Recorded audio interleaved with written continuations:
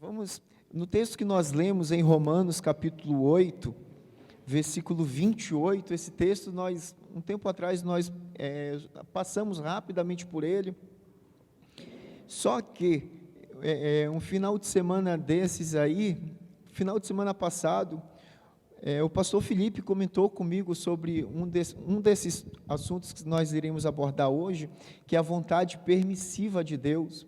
Por que Deus permite algumas coisas? Por que Ele não intervém, enfim?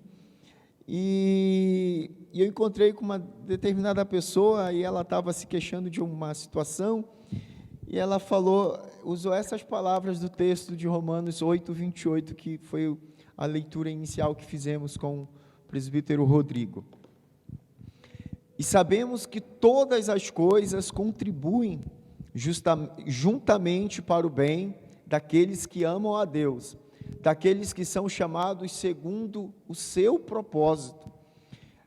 Eu tenho certeza que todos aqui já ouviram essa expressão, estão passando por alguma situação, mas todas as coisas cooperam para o bem daqueles que amam a Deus, então vamos continuar firme. Ou, Deus está no controle de tudo. A pessoa está passando por uma situação, aí dá aquela suspirada, mas Deus está no controle de tudo. Ou seja, se está passando por aquilo, é porque Deus permitiu. Se está vivendo aquilo ali, é porque Deus concordou com isso.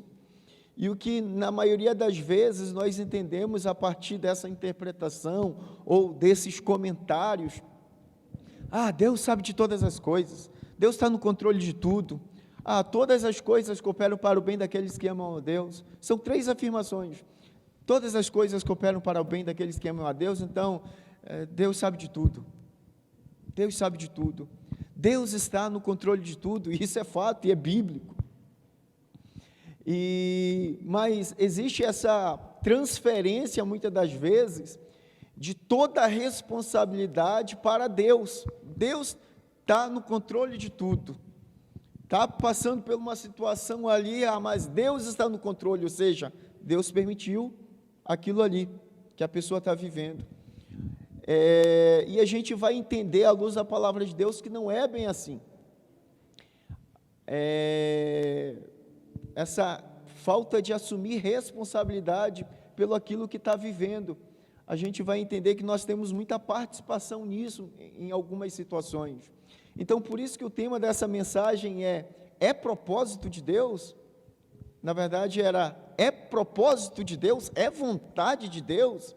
Será se aquilo que eu vivo, aquilo que eu estou vivendo hoje, é propósito de Deus? Deus permitiu eu estar vivendo isso hoje? E na maioria das vezes são coisas não muito boas. Às vezes é uma luta, uma dificuldade, é um deserto, mas é vontade de Deus. E nós vamos entender que não é bem assim que funciona. Só para que nós venhamos entender, e Deus está no controle de tudo, isso é uma verdade bíblica. Colossenses capítulo 1, versículo 16 e 17. Porque nele foram criadas todas as coisas que há nos céus e na terra, visíveis e invisíveis, sejam tronos, sejam dominações, sejam principados, sejam potestades, tudo foi criado por Ele e para Ele. E Ele é antes de todas as coisas, e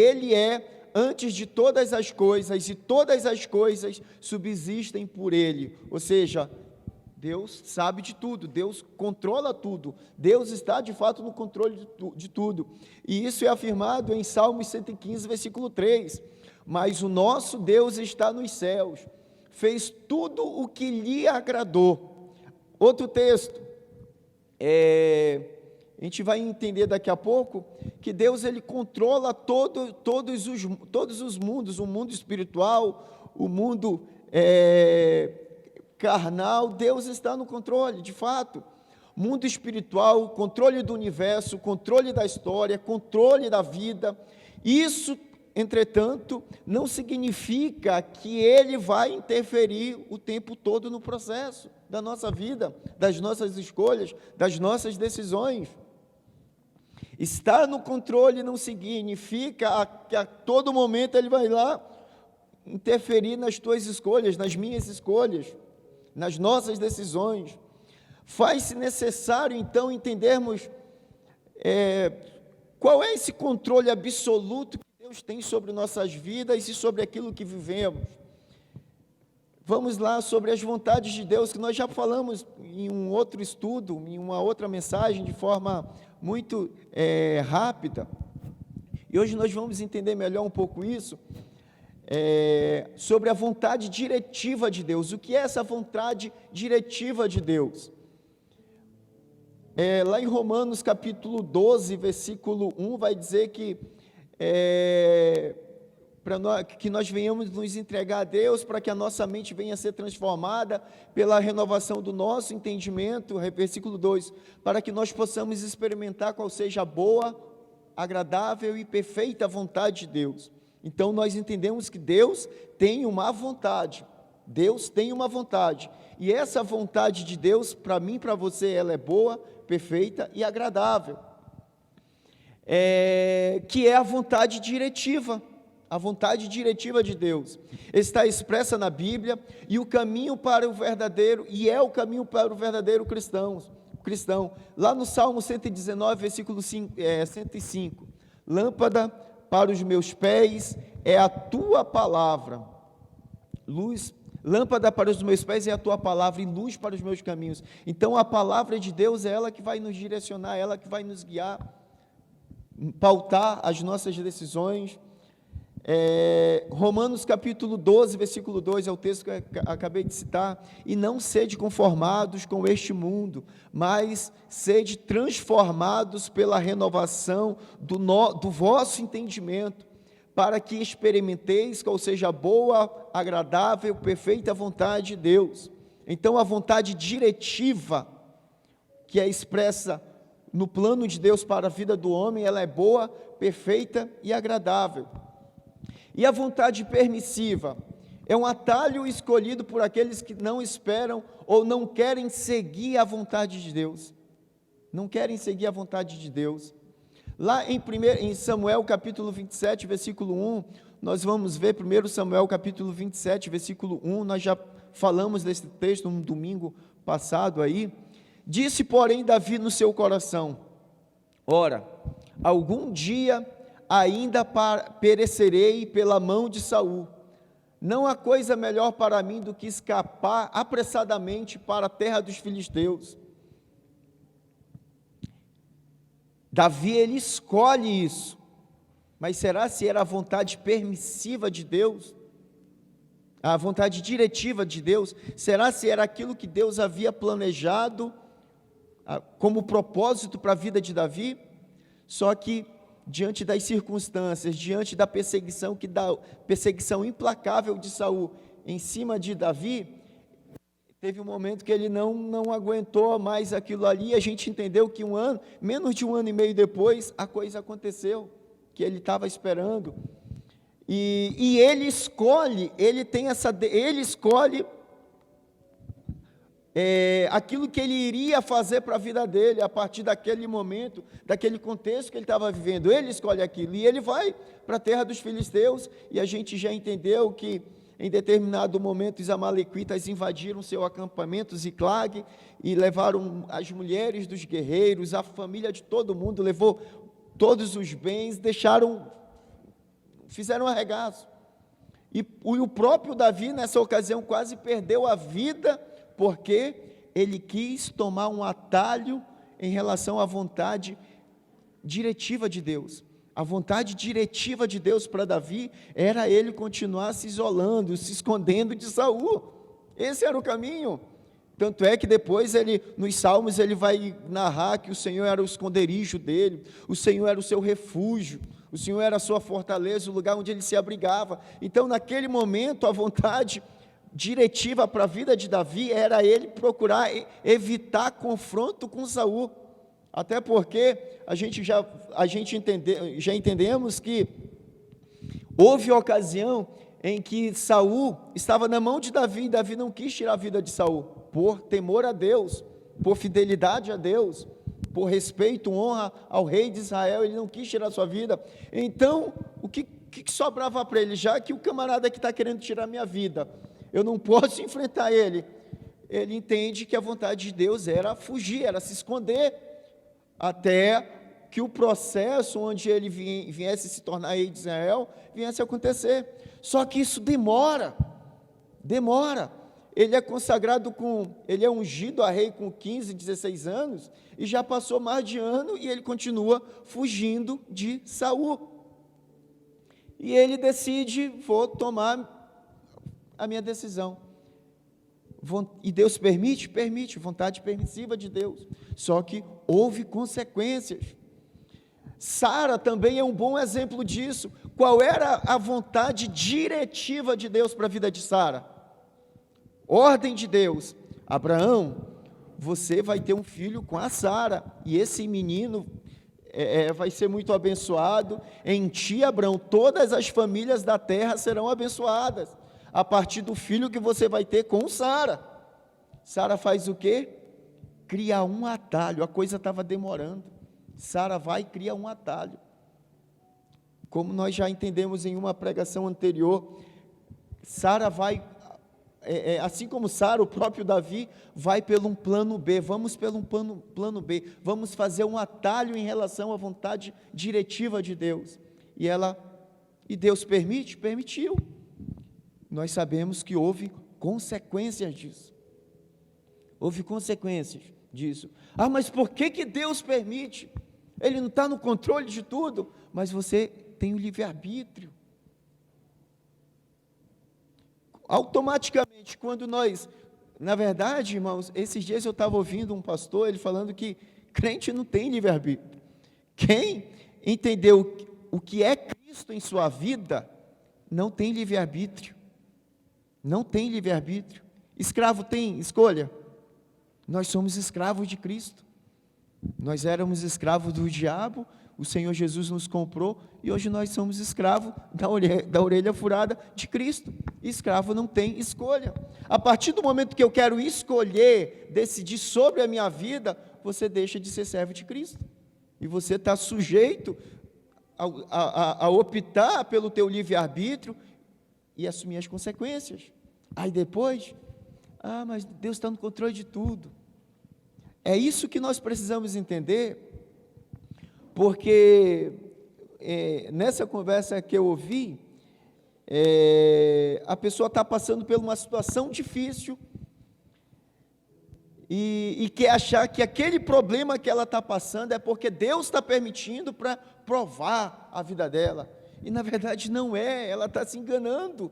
Ela não entendeu, ela não fez uma autorreflexão para ver por que ela está vivendo aquilo ali, é resultado de que aquilo ali, e veio a consequência. Aí não há progresso, não há crescimento, não há maturidade, desenvolvimento, enquanto não entender o porquê que está passando por aquilo ali. E Deus está lá, mas eu não permiti nada disso aí, não. Eu não te conduzi para esse deserto aí, não. Esse deserto é você que quis ir. Então, Sara é um bom exemplo de vontade permissiva. Quando eu e você, nós escolhemos as nossas decisões, as nossas vontades, e, consequentemente, precisamos assumir. Então, existe a vontade diretiva, que é a palavra de Deus, a vontade permissiva, quando nós escolhemos. E nós vamos entender, já entendemos sobre a vontade decretiva de Deus. O que é ou decretiva ou absoluta? É aquilo que Ele quer que aconteça e vai acontecer. Vai acontecer, independente de comportamentos, vai acontecer. Um texto absoluto sobre isso, sobre essa vontade de Deus, em Daniel capítulo 9, versículo 24. 70 semanas estão determinadas sobre o teu povo e sobre a tua santa cidade, para cessar a transgressão e para dar fim aos pecados, e para expiar a iniquidade, e trazer a justiça eterna, e selar a visão e a profecia, e para ungir o Santíssimo.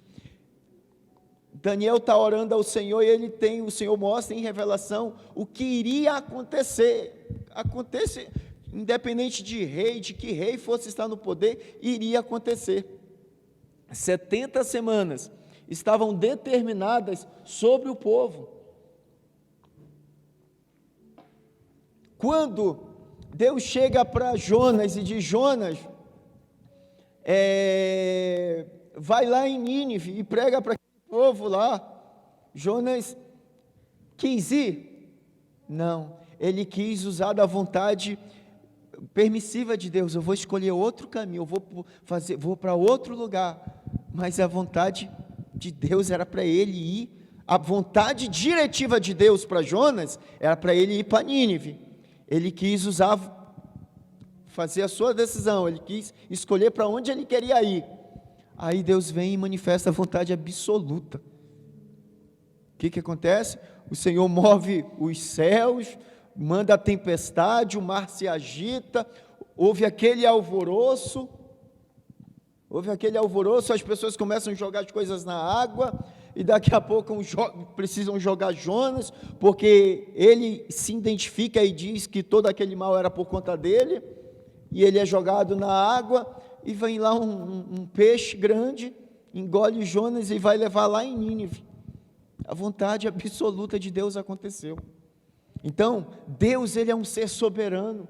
Em determinados momentos, em situações específicas da nossa vida, às vezes a gente pode até querer escolher um plano B, um plano C, mas ele é soberano, ele manifesta a vontade soberana dele na nossa vontade. A gente quer ter, Senhor, o Senhor tem a vontade permissiva, então deixa eu fazer desse jeito aqui.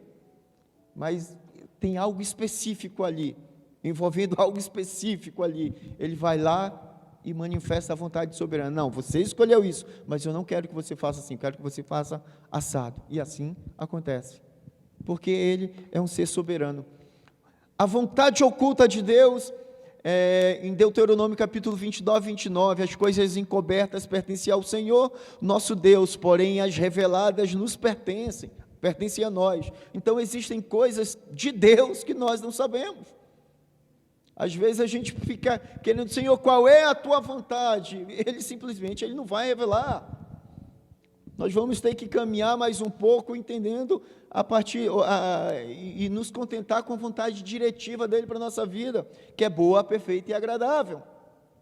Então, as vontades diretiva e permissiva são as que mais são presentes em nossas vidas. Só para que os irmãos entendam, a vontade diretiva ou instrutiva é o desejo pessoal de Deus para nós, que é um desejo bom, perfeito e agradável.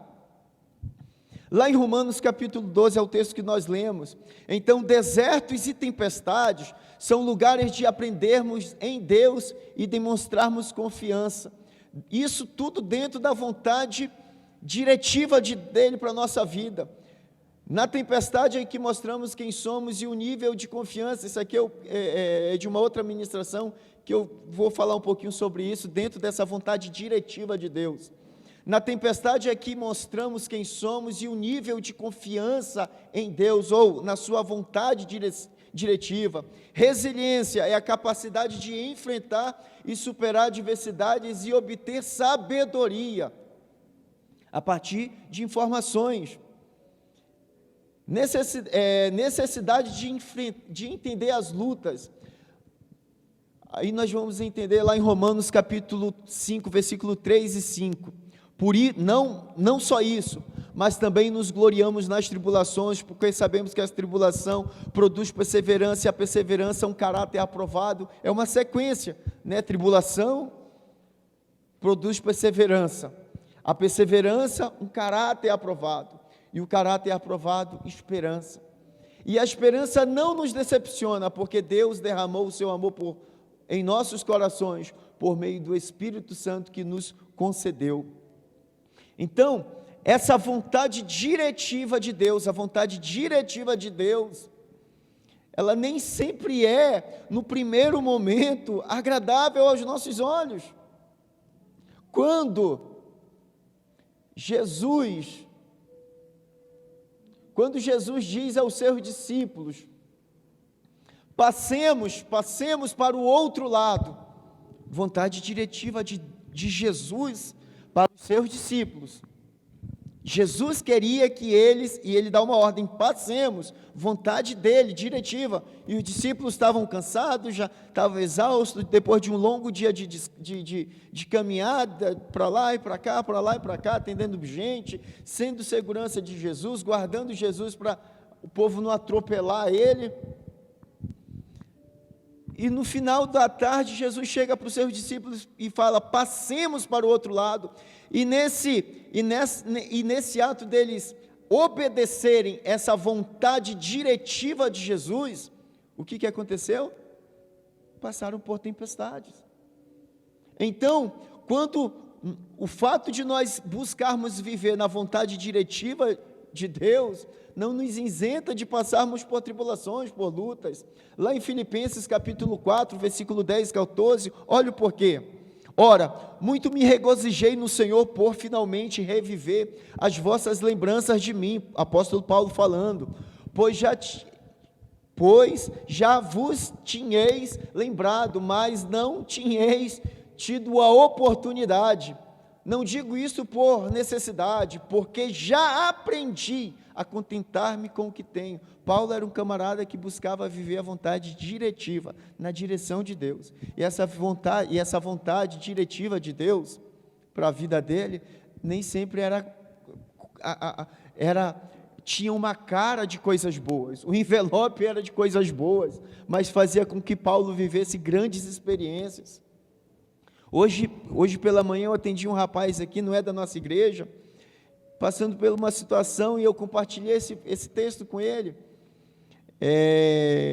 Ele exerce uma certa liderança em um lugar aí, no louvor, e passando por umas situações, eu falei, irmão, de que forma que o Espírito Santo, você acha que o Espírito Santo, que Deus vai te levar para que você tenha experiências lindas com Ele?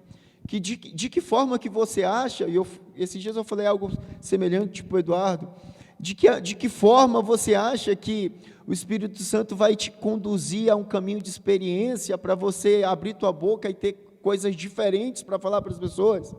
É ouvindo o que já estão falando por aí? Ou é você tendo as tuas próprias experiências, como a gente diz aqui, é sendo papagaio repetindo o que se ouve por aí, ou é você ter as tuas experiências? E muitas das vezes a vontade diretiva de Deus para a nossa vida é um caminho onde Ele vai nos levar a ter nossas experiências. A gente ouve a pregação, ouve aquele louvores sobre, eu acho que é o David Keelan que vai cantar, existem águas que dão nos joelhos, existem águas que dão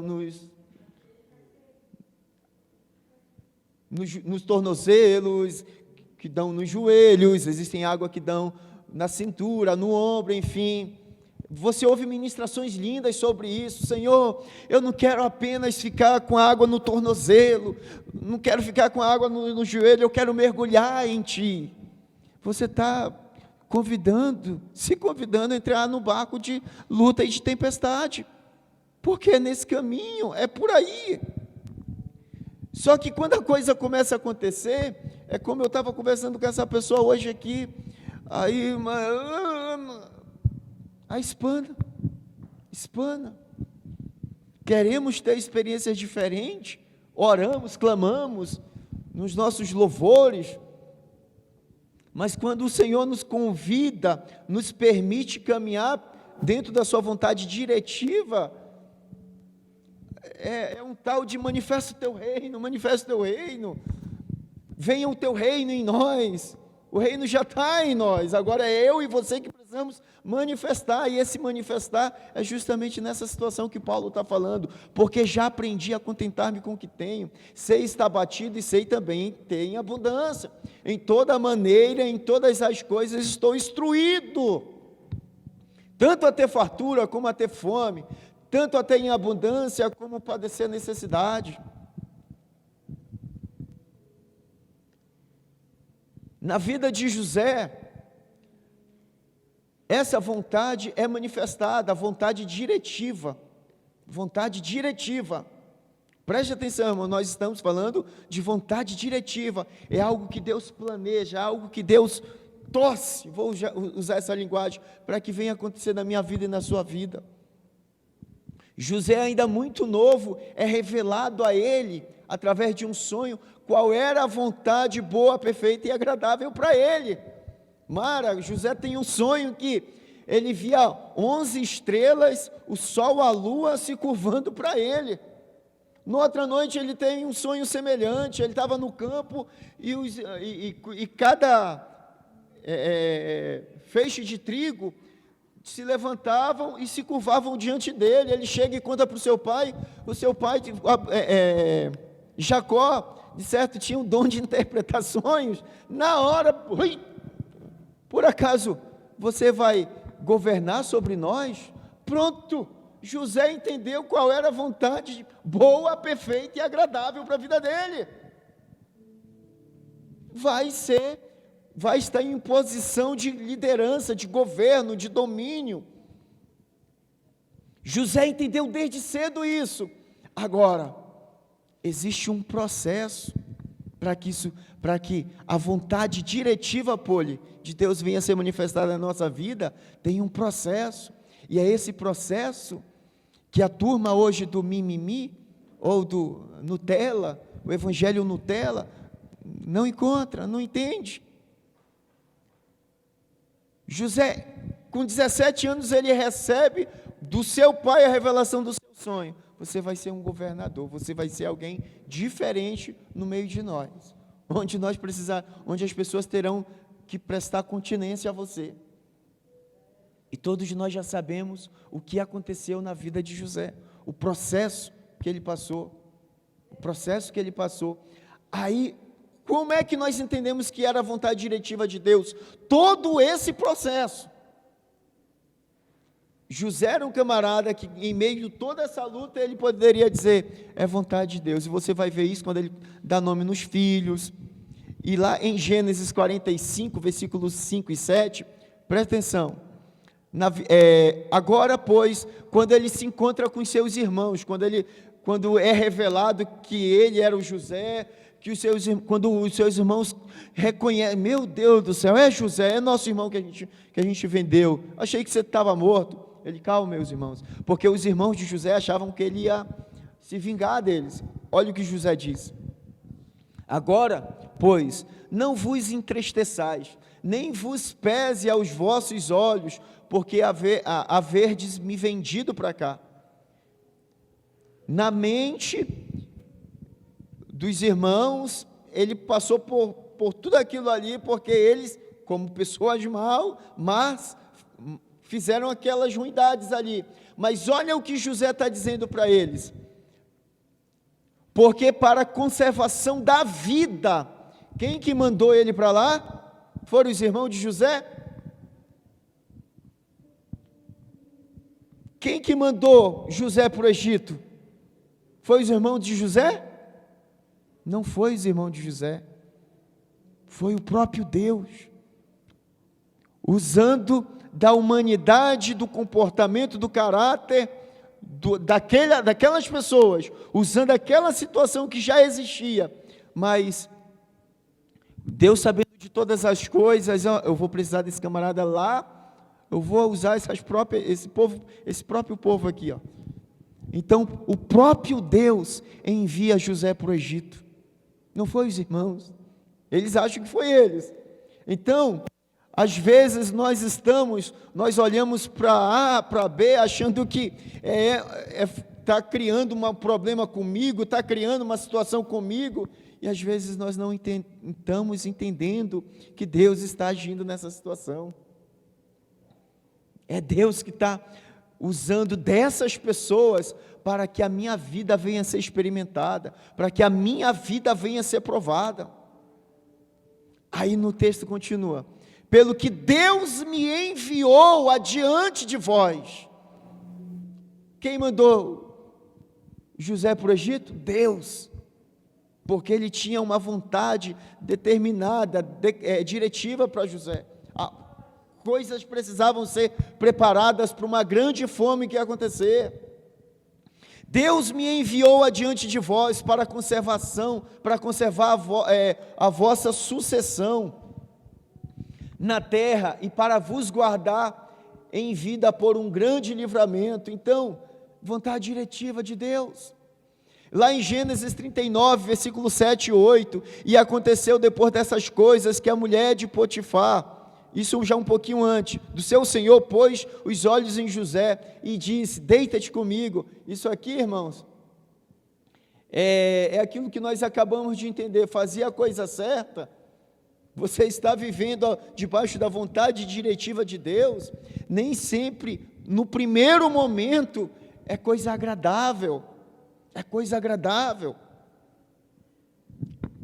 isso é a vontade diretiva de Deus. Esse é o contexto de Romanos 8, 28, que nós acabamos de ler. E sabemos que todas as coisas contribuem juntamente para o bem daqueles que amam a Deus.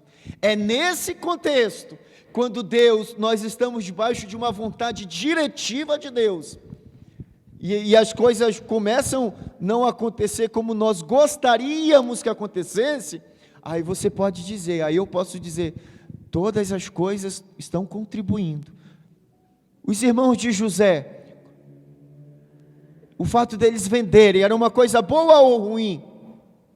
Você ser vendido para uma terra estranha, como escravo para um lugar estranho, é uma coisa boa ou é ruim? Mas o fim que isso levou, foi uma coisa boa ou ruim? Aí sim eu posso dizer, todas as coisas cooperam para o bem daqueles que amam a Deus. Esse é o contexto de Paulo, que ele vai falar, e nós podemos voltar no versículo lá 16, que fica muito claro essa aplicação. Leia depois Romanos capítulo 8 inteiro, que você vai entender que todas as coisas cooperam não é para qualquer coisa que nós estamos passando, mas é quando nós estamos vivendo uma vontade de Deus, debaixo da vontade de Deus. Aí sim faz sentido. Nós já entendemos aqui que o tratamento de Deus ocorre em áreas difíceis da nossa vida, especialmente aquelas que não queremos e não permitimos. José era o queridinho da casa do pai dele. De repente, algumas situações que Deus precisava tratar no caráter dele, não seria possível na casa do pai dele. Então o que acontece? O Senhor, para tratar com o coração, com o caráter de José, leva ele para um lugar que ele não teria o socorro do pai, não teria o colo da mãe, para uma terra distante. Vontade permissiva. Então a vontade diretiva, já a vontade permissiva, entendemos que é um atalho daquilo que o Senhor propôs nas nossas vidas, e a gente vai entender que algumas situações que nós passamos dentro da vontade, dentro daquilo que Deus permite, é resultado do nosso estilo de vida. A pessoa tem uma vida de bebe, ou fuma, lá na frente, é quase certo que ela vai ter problema no pulmão, vai desenvolver câncer, a saúde dela vai ser não procura fazer nenhum tipo de atividade, vai ter problema. Isso é resultado de vida. Aí imagina a pessoa que fuma, bebe, aí daqui a pouco está lá doente, não faz nenhum tipo de atividade, daqui a pouco pega uma doença, fica ali, aí ele vai estar no canto, Deus sabe de todas as... Deus está no controle de tudo. Como se Deus fosse o responsável dele estar daquele jeito. Ele não leva em consideração tanto o quanto fumou, o quanto bebeu. E isso serve para todas as áreas da nossa vida. Lá em Gálatas capítulo 6, versículo 7 e 8, não erreis, Deus não se deixe escarnecer, porque tudo que o homem semear, isso também ceifará, porque o que semeia na carne ceifará, a corrupção, ou seja, resultado de estilo de vida. Então, nós tomamos nossas decisões, nós fazemos nossas escolhas, logo, os resultados dessas escolhas e decisões são de nossa responsabilidade. Deus não tem nada a ver com isso, você que escolheu. Mas Ele, em todas essas situações, Ele pode agir. Ele pode se manifestar a Deus, desde que nós venhamos entender, desde que nós venhamos ter clareza, entendimento, assumir a nossa responsabilidade. João capítulo 4, versículo 17 e 18, a mulher respondeu e disse: não tenho marido. Disse Jesus: disseste muito bem, não tenho marido, porque tive 5 maridos, e o que agora tens não é teu.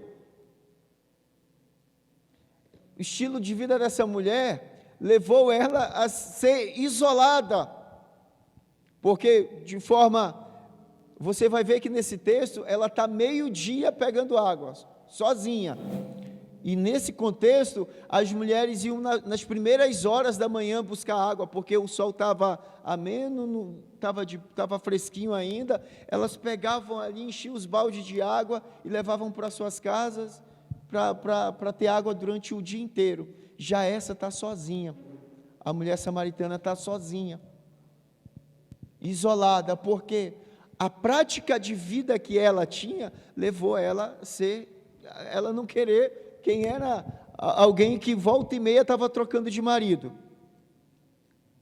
de certo tomava marido de uma aqui, outra ali. As mulheres da cidade não queriam ter amizade com essa, imagina, Adriélia, você encontrar com a mulher samaritana e, eu vou lá na tua casa fazer uma visita, vou lá tomar um café, sabendo que ela está solteira, está livre na pista de novo. Ela já teve 3 maridos que pegou de alguém, agora ela está livre na pista. Vou lá na tua casa, e daqui a pouco chega o Rodrigão lá, estilo Alexandre Pires, tal, todo estiloso.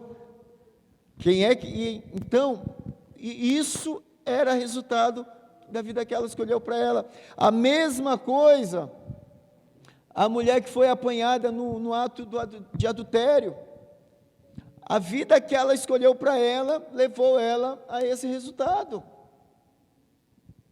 Mas a gente vai ver que, quando nós recorremos a Jesus, independente das nossas escolhas, das nossas decisões, se você está aqui nessa noite, e de repente o Espírito Santo está te incomodando por decisões, por escolhas que não deram certo, e que você realmente está vivendo consequência disso, e está entendendo, não é nada de Deus isso aqui não, foi resultado daquilo que eu escolhi para mim.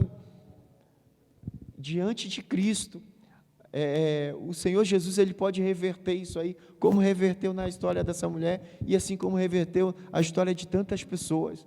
Mas quando nós nos humilhamos, nós reconhecemos.